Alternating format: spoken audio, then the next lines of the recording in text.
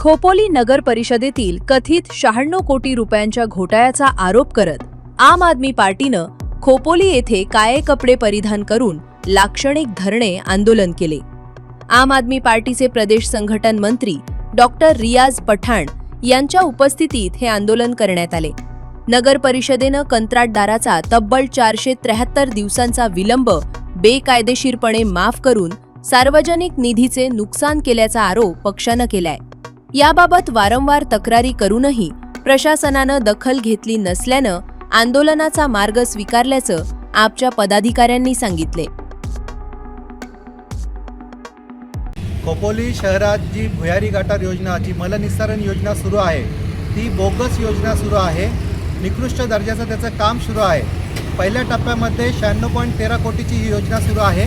त्या योजनेमध्ये ज्या त्रुटी आहेत, त्या योजनेचं जे बोगस काम चालू आहे, त्या विरोधात आम आदमी पार्टीने जो उपोषण केलं होतं 23 एप्रिल रोजी, त्यावेळेला नगर परिषदेने आम्हाला आश्वासन दिलं होतं का ह्या योजनेची आम्ही लाईव्ह टेस्ट करू, रिबाउंड हॅमर टेस्ट करू व जिथे ते कॉन्क्रीट पीसीसी केलेलं आहे का नाही आहे, पोलीस स्टेशन व्यवस्थित आहे का नाही, त्याची आम्ही टेस्ट करू आणि असं आश्वासन आम्हाला नगर परिषदेने दिलेलं होतं। त्याचबरोबर जो ठेकेदार आहे त्याने 473 दिवसाचा विलंब केलेला आहे, त्याची आम्ही चौकशी करून ठेकेदाराला दंड करू असं आम्हाला आश्वासन देण्यात आलेलं होतं। आता नगर परिषदेने आपली अंतर्गत चौकशी करून ठेकेदाराला क्लीन चिट दिलेली आहे।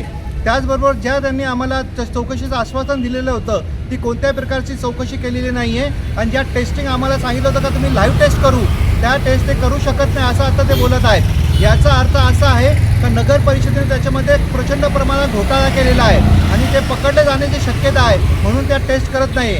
त्याचा निषेध व्यक्त करण्याकरिता आज आम्ही नगर परिषदेसमोर काळे कपडे परिधान करून निषेध आंदोलन करत आहोत आणि हे प्रकरण आम्ही न्यायालयात घेऊन जाणार आहोत आणि न्यायालयात दाद मागणार आहोत।